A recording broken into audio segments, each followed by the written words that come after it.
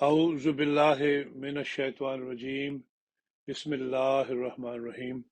الفضل، 31 مارچ جمعہ 2023۔ عائشہ دینیات اکیڈمی جرمنی کا دوسرا جلسہ سیرت النبی صلی اللہ علیہ وسلم۔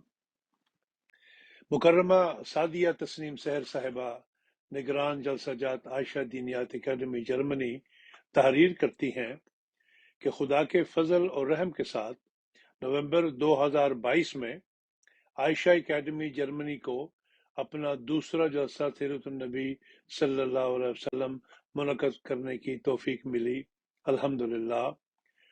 عائشہ اکیڈمی جرمنی کے تحت منعقد ہونے والے اس سیرت النبی صلی اللہ علیہ وسلم کی صدارت نیشنل صدر لجنہ اماء اللہ جرمنی محترمہ حامدہ سوسن صاحبہ نے کی۔ مکرم نیشنل امیر صاحب جرمنی کی اہلیہ محترمہ منور ناصرہ صاحبہ اس پروگرام میں مہمان خصوصی کی حیثیت سے شریک ہوئیں۔ نیشنل سیکرٹری تربیت محترمہ عالیہ ورک صاحبہ بھی اس جلسہ میں تشریف لائیں۔ پروگرام کا آغاز صبح 10:30 بجے ہوا۔ نظامت کے فرائض عزیزہ تنزیلہ طیب طالبہ سال اول نے سر انجام دیے۔ اس تقریب کی تیاری اور کلاس روم کی تزئین و آرائش میں 4 طالبات نے حصہ لیا اور پروگرام سے ایک روز پہلے کمرے کو حضور صلی اللہ علیہ وسلم کے اسماء مبارکہ، نعتیہ اشعار اور مختلف آرائشی اشیاء سے سجایا گیا۔ طالبات نے نگران جلسہ جات میں سعدیہ تسنیم سحر صاحبہ کی رہنمائی میں جملہ انتظامات بڑے احسن انداز میں بر وقت مکمل کرنے کی توفیق پائی۔ پروگرام کا آغاز تلاوت قرآن کریم سے ہوا، جس کی سعادت عزیزہ انیلہ افضل کے حصہ آئی۔ حدیث مبارکہ عزیزہ ذوفشاں سرور طالبہ سال دوم نے پیش کی۔ نعت رسول مقبول صلی اللہ علیہ وسلم عزیزہ مدیحہ احمد طالبہ سال اول نے مترنم آواز میں پیش کی۔ اس تقریب کی پہلی اردو تقریر عزیزہ روحی رحمان نے بعنوان حضرت صلی اللہ علیہ وسلم کا توکل علی اللہ حاضرین کے سامنے پیش کی۔ دوسری تقریر بزبان جرمن عزیزہ لبیبہ احمد نے حضرت صلی اللہ علیہ وسلم کا ازواج مطہرات کے ساتھ حسن سلوک کے موضوع پر کی۔ عزیزہ نے حضور صلی اللہ علیہ وسلم کی سیرت کے اس پہلو پر سیر حاصل اور بھرپور انداز میں روشنی ڈالی۔ اس کے بعد بیک وقت جرمن اور اردو زبان میں ہجرت مدینہ کے موضوع پر 2 طالبات عزیزہ ماریہ صدف اور نتاشا کرن نے ایک پریزنٹیشن پیش کی جو کہ بڑی محنت سے تیار کی گئی تھی۔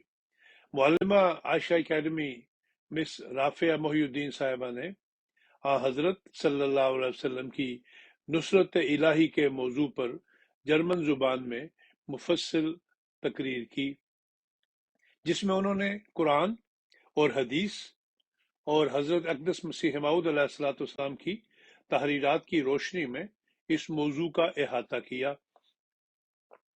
آخری تقریر خاکسار سعدیہ تسنیم سحر نے حضرت صلی اللہ علیہ وسلم کا تعلق باللہ کے عنوان سے پیش کی اور اس موضوع پر معلومات طالبات کو باہم پہنچائیں۔ پروگرام کے آخر پر طالبات کے درمیان سیرت النبی صلی اللہ علیہ وسلم کے عنوان سے ایک کوئز پروگرام کروایا گیا۔ آخر پر صدر صاحبہ لجنہ اماء اللہ نے طالبات کو احمدی مسلم عورت کی ذمہ داریاں کے بارے میں بتایا کہ ایک احمدی بچی کی کیا شان ہے اور اس کا رہن سہن چال چلن کیسا ہونا چاہیے۔